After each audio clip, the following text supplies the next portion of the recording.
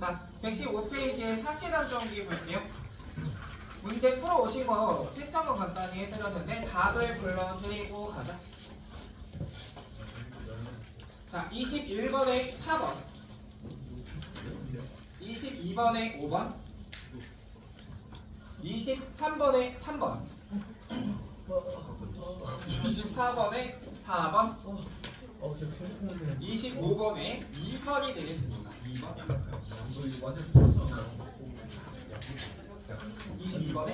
22번에 5번이었어요. 5번. 자, 그래서 이번 주에 이거 문제 푼 거를 다 맞으신 분이 한 명밖에 없었어요. 나머지는 다 많이 틀리신 분들이 많았는데 아마 고전이 조금 잘 안 읽히는 것 같아요. 고전 소설이.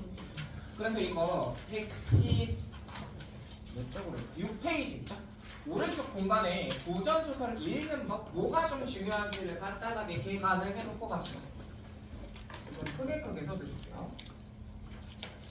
그래서 우리가 고전 소설 읽을 때는 어떤 것을 중점으로 봐야 되는가? 제가 내용만 보면 굉장히 간단했는데 그냥 안 읽혀서 틀린 문제들이 많았거든요. 그래서 제일 첫 번째로 제일 기본이 되는 건 모든 소설은 인물 파악이 첫 번째입니다. 누가 나오는지는 알고 있어야 될 거예요. 그래서 인물 파악이 제일 중요한데 고전 소설은 현대보단 인물 파악이 좀 어렵긴 해요. 왜냐면 똑같은 사람이라도 얘를 같은 호칭으로 부르는 게 아니라 다양한 호칭으로 부르기 때문에 앞에서는 원수라고 부르더니 뒤에선 이름으로 부르다가 이게 계속 바뀐단 말이에요. 그래서 호칭이 굉장히 다양하기 때문에 헷갈린다. 그래서 이것들을 파악하는 게 제일 중점이라고 하면 제가 돌아볼 때도 본문 읽어보신 부분들 봤을 때 지금 동그라미가 안 돼 있거든요. 우리 인물 파악하는 거 기본은 나오는 인물들의 동그라미 하면서 가셔야 돼요. 즉 인물에는 우리가 동그라미 표시를 하자. 일단 해놓고 얘가 앞에서 나왔던 애인지 아니면 새롭게 나온 애인지 그거를 파악하시면서 가면 되고요. 또 고전소설은 뭐 유명한 강사건 아니면 큰 학원 강사건 다 얘기하는 게 똑같은 게 제일 기본은 인물 관계도를 그려보라고 해요. 읽으면서 인물 관계도를 그려라. 동그라미 친 애들끼리 얘랑 얘는 이런 관계고 그래서 이 사이에 이런 일들이 있었던 거고 이거를 연결하면서 가라는 거죠. 그래서 시작할 때는 지금처럼 잘 안 읽힐 때는 자세하게 그려봤다가 나중에 2학년 후반 3학년 올라갔을 때 우리가 머릿속으로도 그려지겠죠. 그래서 비문학 구조도 그리는 것처럼 얘랑 얘는 이런 관계야 하고 좀 자세히 그리는 걸 다음 주가 임경학전이거든요. 그때 한번 연습을 해서 오시면 좋겠고 오늘 사시남정기 할 때도 인물들 나오면 추가해놓고 관계도에 그리고 이렇게 해서 가도록 하겠습니다. 자, 첫 번째가 인물 파악이었고요. 두 번째는 이렇게 파악된 인물을 중심으로 내용 파악을 하시면 돼요. 어떤 일이 있었나?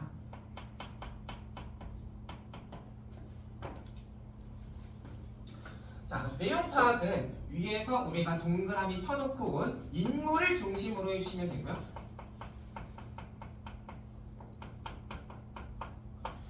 이게 단계가 있다면 크게 두 단계로 나눴을 때 제일 첫 번째는 이야기의 커다란 흐름, 큰 흐름을 먼저 잡아두시고 이것에 따라서 세부 내용이 나오고 있구나 이렇게 보시면 됩니다.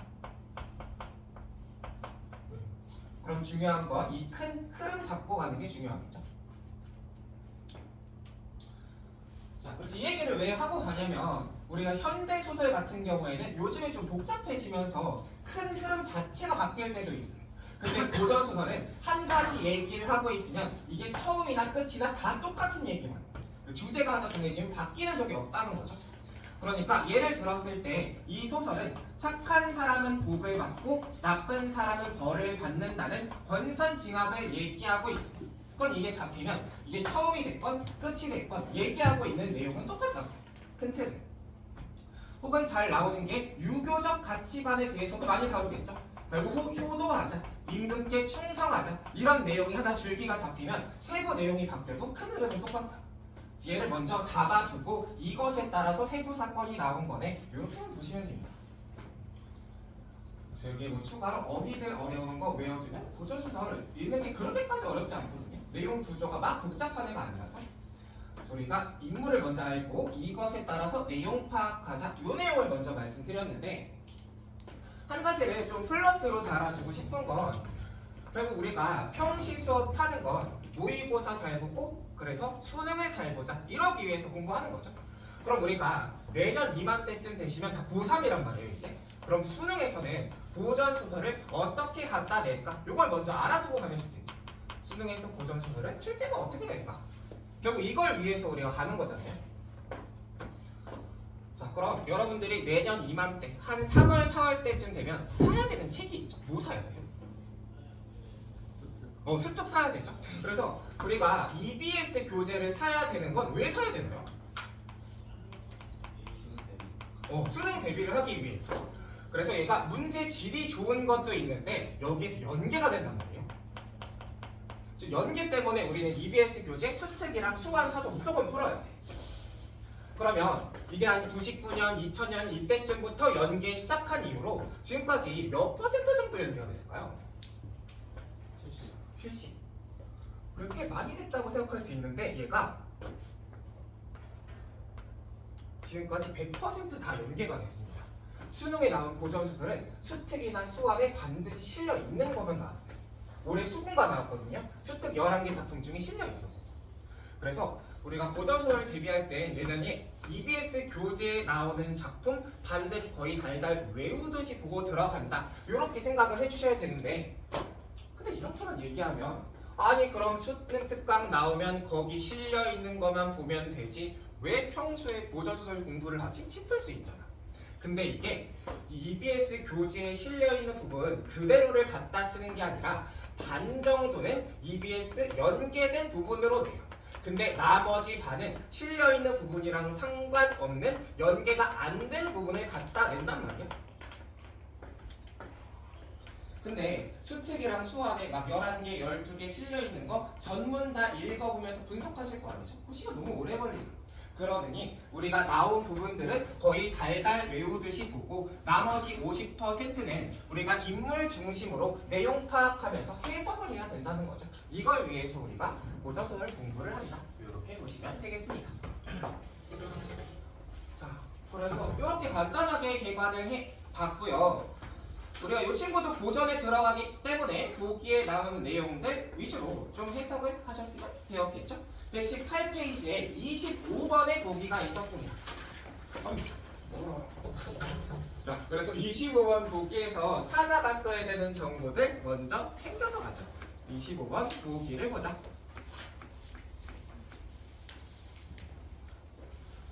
자, 그래서 보기에서 얘기하는 게 사시남정기가 조선 후기에 한글로 창작이 되었고 많은 가정에서 벌어졌을 법한 내용을 다뤘다. 이 두 가지를 알려줬죠.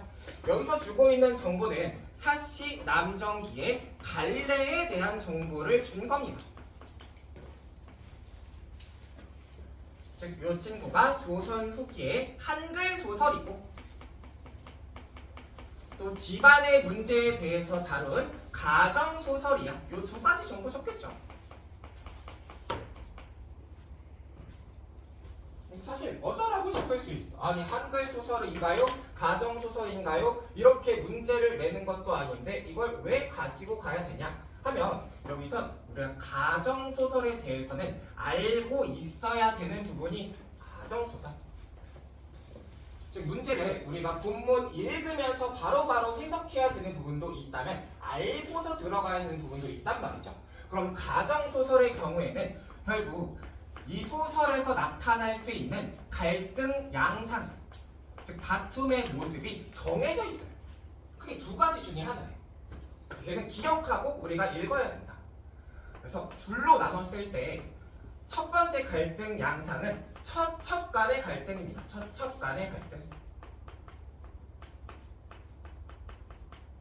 즉 처랑 첩이 싸우더라. 요 얘기가 되겠죠. 그럼 처가 누구고 첩이 누구예요?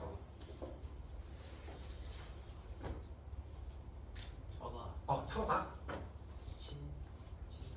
친가 첩이 왜가 요게 처랑 첩이 둘 다 부인을 가리키는 말이거든요. 부인. 근데 부인 중에 첫 번째로 결혼한 여자는 우리가 처라고 하고요. 두 번째, 세 번째, 네 번째 그 이후로 결혼한 사람들은 모두 첩이라고 불러.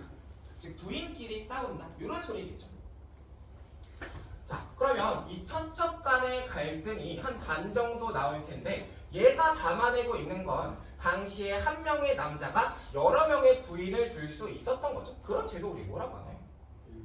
일부 다처제라고 하죠. 그럼 얘는 일부 다처제라는 당시의 사회상을 담아내는 모습이기도 한 거죠.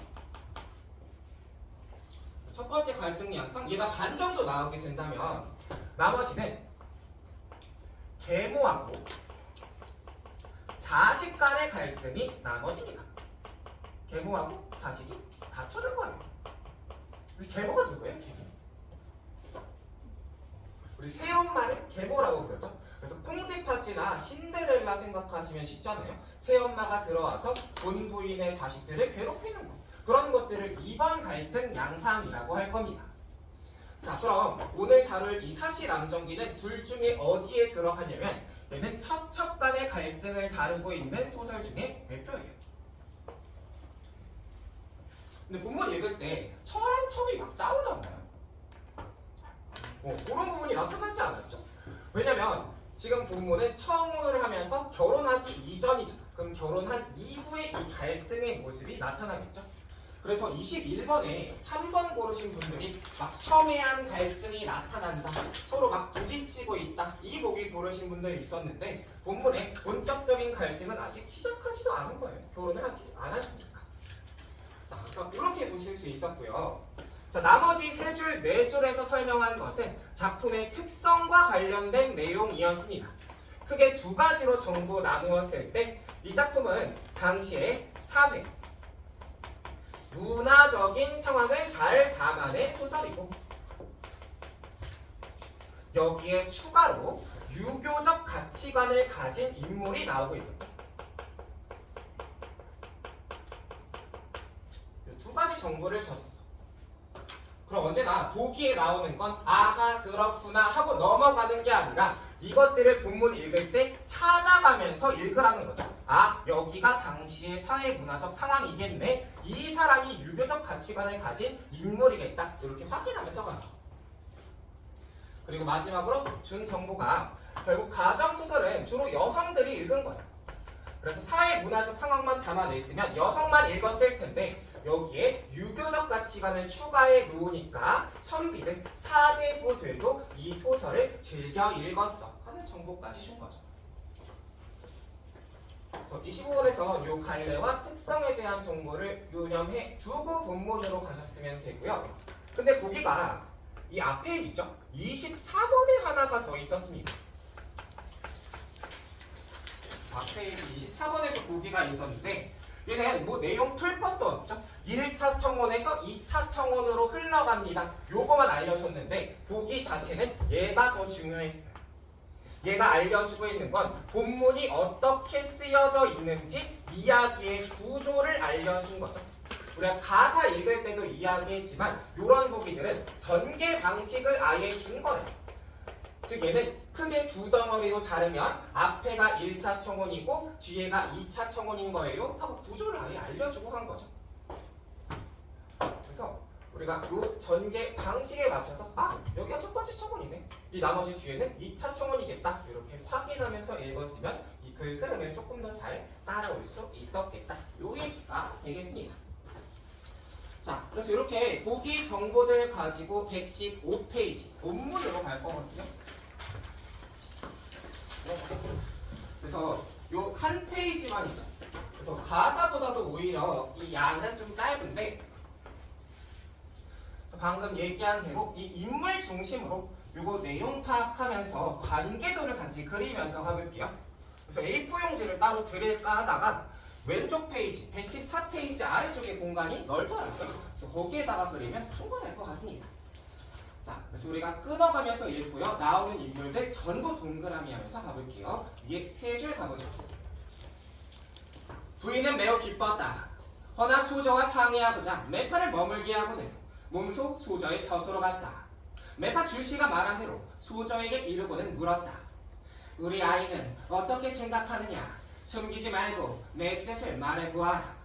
여기서 끊으면 인물 3명 나오는 거 동그라미 하셨어야 되죠. 부인, 소적, 매파 주씨. 나오면 다 동그라미 하는 거예요.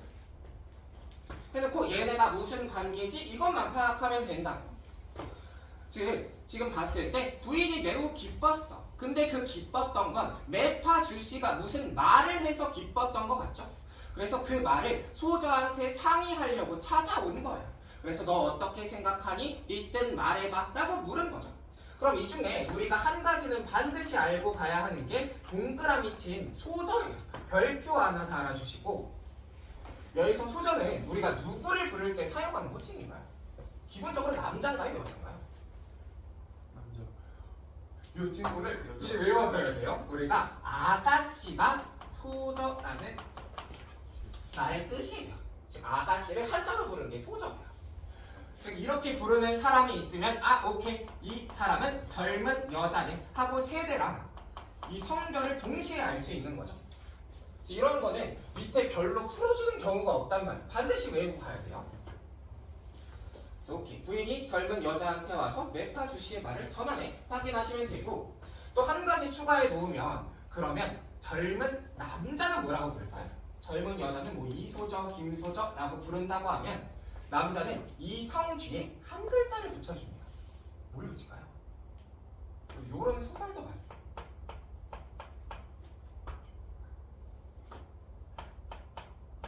무슨 소설이죠? 이생규장전이죠. 우리가 성 뒤에 생이라는 글자가 붙어 있으면 이건 젊은 남자를 부르는 표현이에요. 그래서 생이라는 호칭은 소저와 반대로 젊은 남자를 가리키는 표현이다. 이렇게 보시면 되겠죠. 그래서 이렇게 기본적인 호칭은 우리가 좀 외우면서 가야 됩니다. 자, 그리고 추가로 좀 볼 수 있었으면 좋았을 게 매파 주시에서 매파거든요. 매파 밑에 물결 표시 한번 해주시고, 자, 여기서 매파는 어떤 사람들을 부르는 호칭이냐면 매파는 우리가 중매쟁이 할머니를 매파라고 불러요. 중매쟁이 할머니. 여러분 중매 뭔지 알아요? 중매? 결혼 이어주는. 그러니까 요즘에 제가 33살이니까 결혼을 해야 되겠죠. 근데 제가 결혼을 할 거면 뭐 길거리에 나가서 저 여자 마음에 드는 걸 저랑 사귈래요? 그래서 연애하다가 당신 나랑 결혼해 하면 결혼을 하는 거잖아요. 요즘에. 근데 옛날에는 그렇게 결혼을 했던 게 아니었어. 그래서 뭐 제가 조선시대 사람이어서 전대갑이면 반대편에 누구라? 현민쌤이라고 하죠. 이대감이 이렇게 있어요. 현민쌤이 있어요. 현민대감의 집안이 우리 집이랑 어울리겠는걸? 당신 딸이랑 우리 아들이랑 결혼시킵시다 해서 결혼을 하는 게 옛날의 중매였죠. 그래서 아들이랑 딸은 서로 어떻게 생긴지도 모른 채 결혼을 했단 말이에요. 이런 게 중매였어요. 그래서 이걸 직접 가서 얘기하는 게 아니라 중간에 뜻을 전해주는 사람이 있었는데 여기서는 매파 주씨가 그 역할을 했겠죠. 자, 그래서 상황상 보니까 그럼 매파 주씨가 이 소저랑 어떤 집안이 결혼하고 싶대요. 요걸 말했던 것 같고, 부인이 이것에 대해서 이 소저랑 상의하려고 하는 것 같죠. 근데 마지막 한 가지는 이 세 번째 줄에 우리 아이입니다. 우리 아이의 물결 표시가 돼요. 부인이 소저를 우리 아이야 어떻게 생각하니 하고 불렀네요. 그럼 둘의 관계가 나오죠. 소저는 부인의 딸이었구나. 둘은 모녀 관계구나. 그럼 자기 딸한테 결혼할 거야 안 할 거야 하고 물어보는 거죠. 그럼 밑에는 결혼할래요 안 할래요 둘 중에 하나겠네. 자, 그럼 밑에 소저의 대답으로 가죠. 우리 대답까지 본 다음에 관계를 한번 만들어 볼게요. 소녀가 듣자오니 유소사께서는 오늘날의 어진 재상이라고 합니다. 결혼이 불가할 까닭이 없습니다. 그러나 오직 매파 주씨의 말로만 본다면 의심스러운 점이 없지 않습니다. 하면 인물체롭게 나오는 유소사의 동그라미 하셨어야겠죠. 그래서 아마 결혼을 요청한 집안이 유소사의 집인가. 이 유소사 아들이랑 결혼하려는 거겠지. 그래서 그 사람이 훌륭한 재상이어서 결혼 안 할 이유가 없는데 내가 의심스러운 건 매파 주씨가 말한 게 의심스럽대. 그럼 뭐가 의심스러운지 밑에서 말하겠죠. 그래서 밑에 좀 큰 덩어리로 읽고 관계대로 정리할게요. 소녀가 듣자오니 군자는 덕을 귀하게 여기고 색은 천하게 여기며 숙녀는 덕으로서 시집을 가고 색으로서 사람을 섬기지 않는다고 합니다. 즉 군자가 됐건 숙녀가 됐건 덕이 중요하다고 알고 있대. 근데 이제 매파 주씨가 먼저 색을 일컬으니 소녀는 극히 부끄럽게 여깁니다.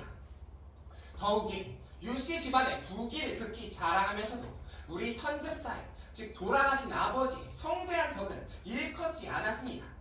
즉 그 집이 얼마나 잘 사는지만 자랑하고 우리 아버지가 훌륭한 사람이어서 결혼하고 싶었다 이런 말은 하나도 안 했대. 그래서 혹시 매파 주씨가 사람됨이 미천하여 유소사의 뜻을 잘 전하지 못한 것은 아닌지요?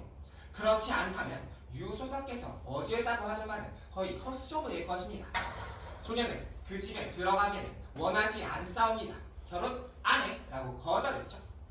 자, 그래서 이 소저의 대답까지 해서 우리가 관계도 114페이지 아래쪽으로 정리를 하면서 가보죠.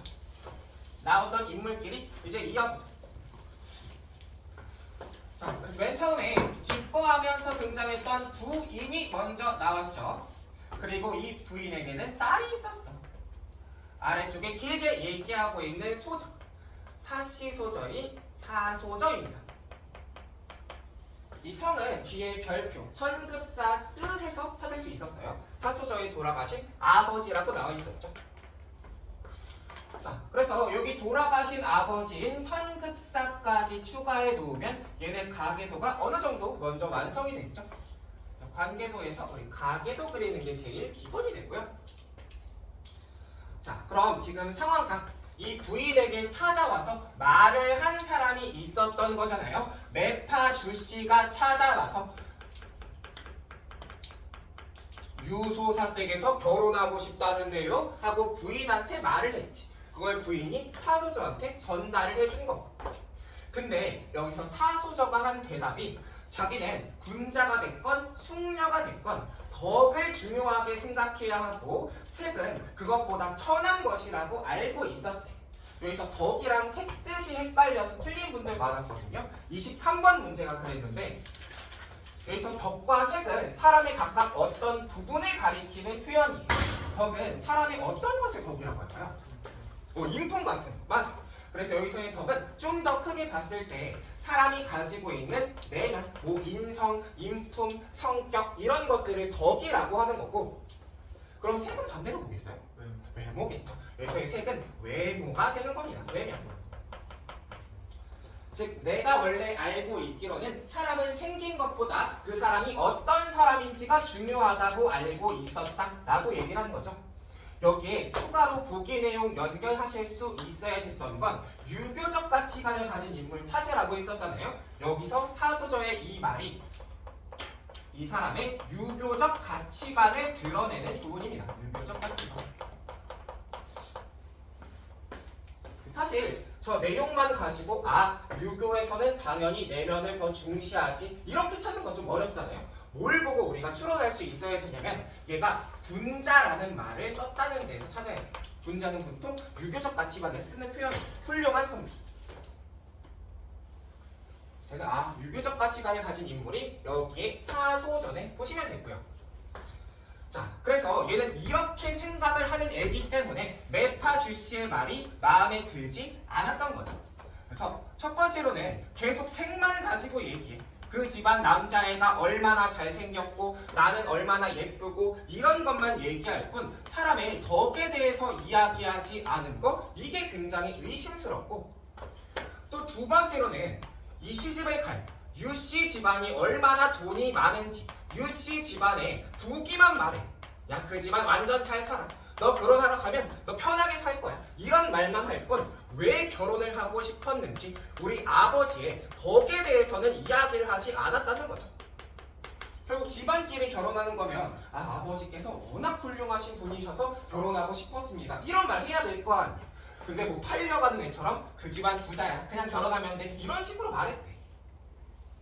그래서 매파 주씨를 통해서 이렇게 이루어진 청혼. 우리가 구조에서 두 번 나올 거라고 했으니까 얘가 1차 청혼이겠죠? 이 1차 청혼에 대해서 사소전은 그래서 거절을 한 겁니다. 내가 가지고 있는 가치관으로 봤을 때 이거는 잘못된 것 같아. 이상한 것 같아. 자, 그래서 여기까지가 전체 부분의 반이겠죠? 1차 청원, 2차 청원으로 나뉜다고 했으니까. 자, 그래서 이렇게 인물 위주로 이어가면서 보면 아, 이런 내용이네 하고 파악이 되시겠고, 자, 그래서 그 밑에 두 줄에서 부인은 평소 딸을 기특히 여기고 사랑하는지라 어찌 그 뜻을 어길 리가 있겠는가. 밖에 나와 메파 주씨에게 답변했다. 즉 딸을 사랑하기 때문에 안 돼! 이렇게 하지 않고 그래 어쩔 수 없지. 메파 주씨야 결혼 안 하면 된다. 이렇게 말했겠죠. 근데 앞에 질문 있잖아요. 전체 위주에 봐주시면 부인은 평소 딸을 기특히 여기고 사랑하는지라 어찌 그 뜻을 어길 리가 있겠는가. 이거 표현법으로 찾으면 무슨 법이라고 할 수 있죠? 서리법이라고 할 수 있죠. 서리적 표현이 쓰인 부분이에요. 서리적 표현.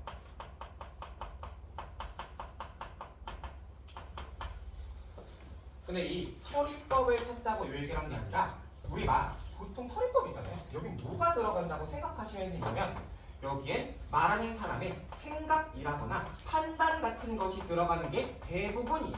난 이렇게 생각해. 난 이렇게 판단했어. 이렇게 얘기를 하는 방법인 거지. 즉 여기에 질문도 야 부인이 딸이 이렇게 사랑하는데 그 뜻을 어기지 않았을 거야 라는 생각이랑 판단이 들어간 거잖아요. 그럼 이게 누구의 생각이고 누구의 판단이냐? 누구 생각일까요? 여기서 지금 이 질문이 큰 따옴표에 들어가 있나요? 안 들어가 있나요? 그럼 여기가 서술부라는 얘기가 되죠. 그럼 여기서 생각과 판단을 드러내고 있는 건 소설 속의 인물이 아니라 서술자가 나는 이렇게 생각해 라고 말한 거죠. 여기가 서술자의 개입이겠죠. 서술자가 소설 속의 인물이나 상황에 대해서 저는 이렇게 생각합니다 라고 얘기하는 게 서술자 개입이잖아요. 그래서 21번에 답이 4번이 됐던 겁니다. 여기 한 군데 딱 나왔어. 그래서 우리가 큰 따옴표 안 돼 있는데 얘가 막 서리 써가면서 자기 생각 드러낸다? 아 여기 서술자 개입이야. 이렇게 찾으시면 돼요. 그래서 21번을 많이 틀렸었는데 여기 썼고요. 자, 그럼 이제 2차 청원으로 가면 되겠죠. 이튿날이 됐어요. 이튿날 소사는 신성으로 가서 지현을 보고는 이 지역 관리를 보고는 사씨 집안과의 통혼할 일, 즉 결혼을 요청할 일에 대해서 얘기를 했대. 앞에 시작하는 이튿날 있죠? 네모하고 별표 하나 달아주세요. 이튿날에 네모, 별표 하나. 자네 몇 단 한번 적어보죠. 자, 그래서 이튿날에 뭐 내용 자체가 중요해서 적자고 한 건 아니겠죠? 다음날이라는 뜻이야. 근데 이걸 왜 별표까지 해놨냐? 여러분들이 이 소설 본문 읽을 때 여기 네모 표시하시면서 가야 됩니다. 왜 표시해야 되냐면 시간의 흐름이 나타나는 부분은 네모 표시하면서 읽으세요. 이게 습관이 돼야 돼요. 인물은 동그라미, 뭐 시간의 흐름은 네모가 아니라 내가 정해놓고 하나씩 표시를 하면서 가. 왜냐면 시간의 흐름이 나왔다는 건 지금까지 메파주 씨가 청혼하고 실패하기까지 한 가지 사건을 다뤘죠. 그리고 다음날 이렇게 말한 거죠. 근데 그리고 다음날 아무 일도 없었습니다. 이럴 리가 없죠. 그리고 다음날 무슨 일이 있었으니까 시간을 넘긴 거란 말이에요. 그럼 시간의 흐름은 새로운 사건이 일어났다는 표시겠죠. 자, 아까 사건은 끝났고 이제 새로운 사건이 나타나겠구나 하는 표시. 여기를 다 네모 표시하시면서 가는 게 습관이 돼야 돼요. 자, 그래서 여기서 새롭게 나온 인물이 소사였죠. 인물 나오면 바로 동그라미야. 이제 생각을 하는 거야. 아, 얘 위에 나왔었나 안 나왔었나 봤더니 나왔잖아요. 결혼을 요청했던 유소사가 여기 나온 거겠죠. 그 집안의 아버지가 나와서 직접 움직이기 시작했어. 그리고 지현이라는 지역관리라는 새로운 인물을 찾아갔죠. 지현도 동그라미. 찾아가서 아, 결혼할 일에 대해서 뭔가 논의를 하려고 하는구나. 자, 그럼 논의 내용이 밑에 세죠. 일찍이 메파를 보내어 본인의 뜻을 전했습니다만 그 집안에서 답하길 여차하니 이는 필시 메파가 실언한 때문입니다. 즉 본인의 뜻 전했는데 여차하고 거절한 건 메파가 실언한 때문, 말실수를 한 때문이에요. 그래서 이제 수고스럽지만 선생께서 한번 사급사댁을 다녀와 달라고 했죠. 사급사댁을 다녀와 주시기를 바랍니다. 밑줄 해주시고. 그럼 결혼 안 받아줘서 뭐 안갚음을 하려고 깽판 치려고 가는 게 아니겠죠. 얘 보고 가달라고 하는 건 두 번째로 2차 청혼을 시도하기 위함이겠지. 즉 전에 보낸 사람이 말 실수했으니까 선생님께서 말 좀 잘해주세요 하고 보내는 거겠죠. 자, 그럼 두 명 인물 나온 거 이제 여기다 갖다 연결하죠. 자, 그럼 매파 주씨에게 통혼을 부탁했던 사람은, 결혼 요청을 부탁했던 사람은 유소사였습니다. 유소사. 이 사람이 사소자랑 자기 아들이 결혼하면 좋겠다 라고 생각해서 요청한 거예요. 자, 근데 이 맨 처음에 청혼이 거절당한 건 요소사는 매파 주씨가 말 실수를 했기 때문에 실언을 했기 때문이다 라고 생각을 한 거죠. 그렇기 때문에 우리 집안 자체가 싫은 것보다 말 실수가 문제라면 말을 더 잘 전달해 줄 사람을 찾아가면 되겠다. 그래서 두 번째로 통혼을 요청한 게 지역관리인 지현이었죠. 즉 똑똑한 사람이니까 말을 더 잘 전달해 줄 거야 하고 찾아온 거예요. 그럼 두 번째 청혼은 2차 청혼은 지현을 통해서 이루어지겠죠. 청혼 2가 얘가 주체가 되겠다. 그럼 확인하시면 밑에 지연이가 청혼을 하러 가겠죠. 자, 되시면 아래쪽에 내려갑시다. 시간이 또 바뀌었죠? 이튿날 아침 내고하시는 거 버릇해야 된다고 그랬어요. 이튿날 아침 내고하고 사건이 바뀌어서 이제 직접 찾아갔습니다. 지연이 가니까 소저의 유모가 소공자, 어린 남자아이라는 뜻이죠. 어린 남자아이인 희랑이를 안고 나와서 지연을 맞이했어요. 애기를 안고 지금 손님 맞이하죠. 그래서 당상의 지연을 모시고는 유모가 여쭤봤대.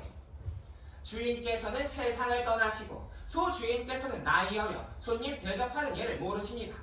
노약께서는 어찐 일로 누지에 이 누추한 곳에 용림하셨습니까? 찾아오셨습니까? 하고 물은 거야. 새로운 인물 2명 동그라미 해야죠. 유모, 희랑. 지연이 찾아갔더니 집에 유모가, 애기 돌보는 유모가 남자 애기 하나를 안고서 나왔어. 그래서 왜 안고 나왔지? 생각할 수 있는데 밑에 가도 포인트예요.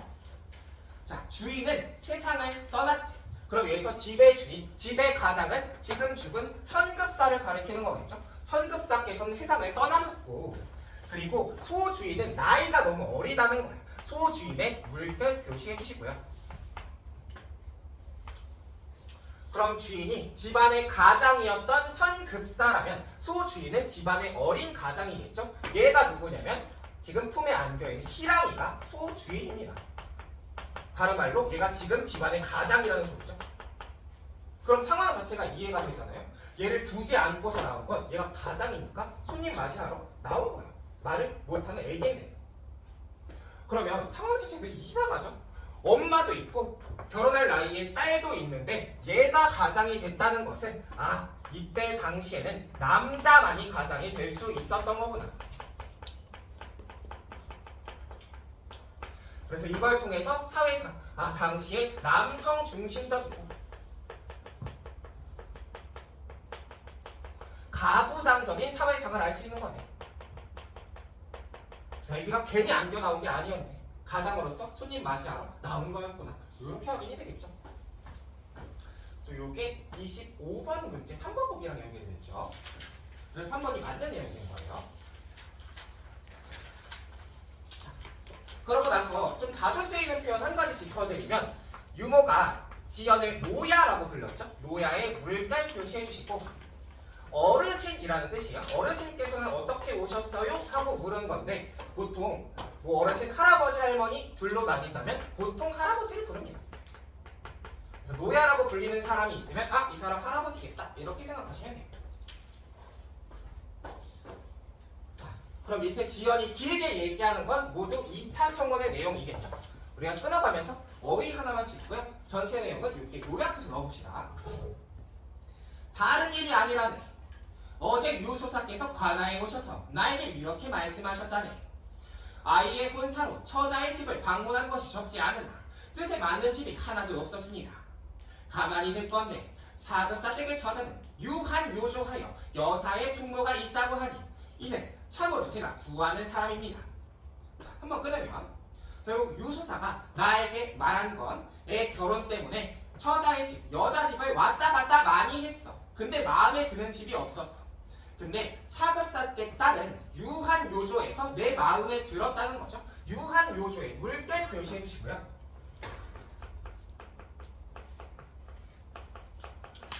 그래서 어휘 뜻을 풀고 가면 이건 어떠한 사람이 굉장히 정숙하고 또 얌전하다는 거예요. 그래서 사갑사댁 처자가 마음에 들었던 건 굉장히 정숙하고 얌전하다는 얘기를 들었기 때문에. 그럼 요즘에야 여자가 자고로 정숙하고 얌전해야지 하면 사회적인 지탄을 받겠지만 조선시대에는 이게 칭찬이었죠.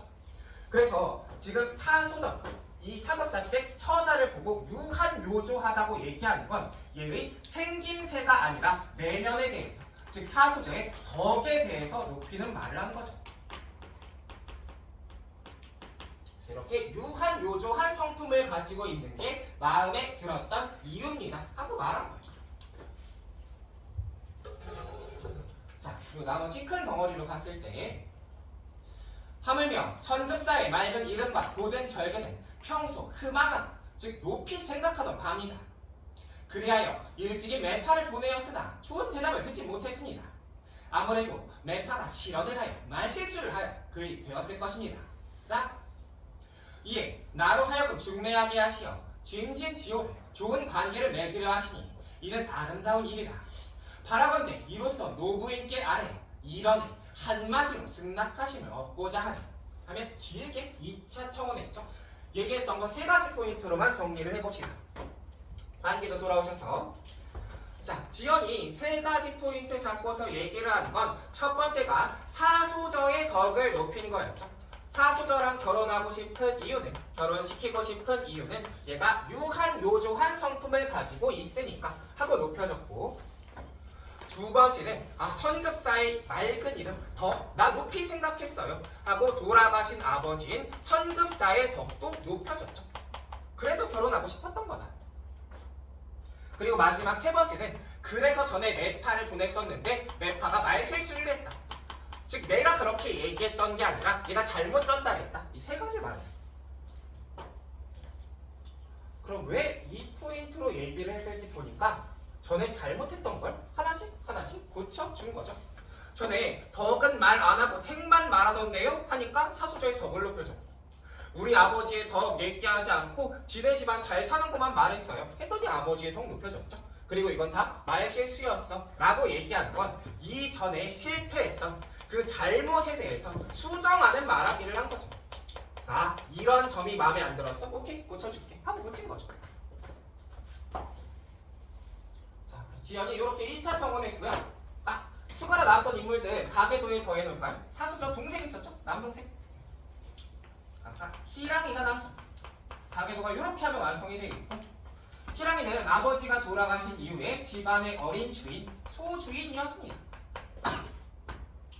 근데 이 친구가 혼자서 말을 하거나 거동을 하거나 어렵기 때문에 유모가 따라다녔던 거죠. 나왔던 인물끼리 이렇게 다 연결이 됐네요. 자, 그럼 밑에는 이걸 받아줬을지 안 받아줬을지만 보면 되겠죠. 밑에 4줄입니다. 유모가 들어가더니 곧 나와서는 부인의 말씀을 아뢰었다. 즉 유모가 지연께서 이렇게 말씀하시던데요 하고 전달하니까 부인이 뭔가 대답을 했겠죠. 카카오톡처럼 전달을 해주는 역할을 해요. 자, 그래서 유모가 노약께서 소녀의 혼사를 위하여 누추한 집에까지 용림하시니 실로 방공하기 그지없습니다. 말씀하신 유소사댁과의 혼사를 다만 감당하지 못할까 두려울 뿐입니다. 어찌 감히 명을 어기겠습니까? 하면 이 결혼을 받아주면서 끝이 난 거죠. 자, 마지막에 부인이 지연의 2차 청원은 승낙을 했네 하면 끝. 내용 자체가 별게 없잖아요. 1차 청원은 매파주씨가 찾아와서 결혼할래? 응, 안 해? 했다가 2차 청원은 이렇게 말하면 어때? 이번엔 할래? 하고 얘기한 게 전부. 그 중간중간에 나오는 표현 같은 것만 기억을 하시면 되겠죠. 자, 그래서 이렇게 공문 봤는데 문제에서 21번 문제 한번 볼게요. 21번. 요게 많이 골랐던 거, 많이 틀렸던 게 하나 있는데 그럴만해. 헷갈릴만 해서 한번 짚을게요. 볼 건 1번 보기인 요약적 진술 사용했다는 겁니다. 요약적 진술의 물결 표시 한번 해볼게요. 이게 헷갈렸던 포인트를 보면 그럴듯하거든요. 이게 쓰일 것 같아. 우리가 맨 처음에 이 소저가 얘기했던 부분이 있죠? 소저가 매파 주씨는 덕 말고 생만 말했고요. 유씨 집안의 부기만 자랑했고요. 선급사의 덕은 얘기 안 했어요. 라고 얘기하는 건 매파 주씨의 말 요약한 거 아닌가요? 그렇지? 말 요약한 거 맞지? 근데 우리가 말을 요약하는 걸 요약적 진술이라고 하지 않아요. 요약적 진술에는 반드시 뭐가 들어가야 되냐면 시간이 들어있어야 됩니다. 시간. 즉 시간의 흐름을 요약해야지 요약적 진술이에요. 그러니까 뭐 친구랑 말을 해. 그럼 이 말은 이렇고 저렇고 요래서 서운하다는 거야? 요약적 진술이 아닌데 이 말은 어제 PC방 갔다 떡볶이 먹고 집 가서 잤다고? 시간이 들어갔죠? 그럼 요약적 진술. 그래서 시간이 반드시 들어가 있어야 된다는 걸 기억해야 됩니다. 그래서 그냥 말만 요약하는 걸 요약적 진술, 뭐 다른 이름으로 부를 때 요약적 서술, 요약적 제시라고도 하거든요. 여기 안 들어갑니다. 여기에는 시간의 흐름이 반드시 포함이 되어 있어야 된다. 왜 얘기했어요? 자, 나머지는 우리가 좀 풀면서 해석이 됐을 것 같고요. 자, 그래서 앞 시간 여기까지 보도록 하죠. 저걸 또 저기까지 가야 되네.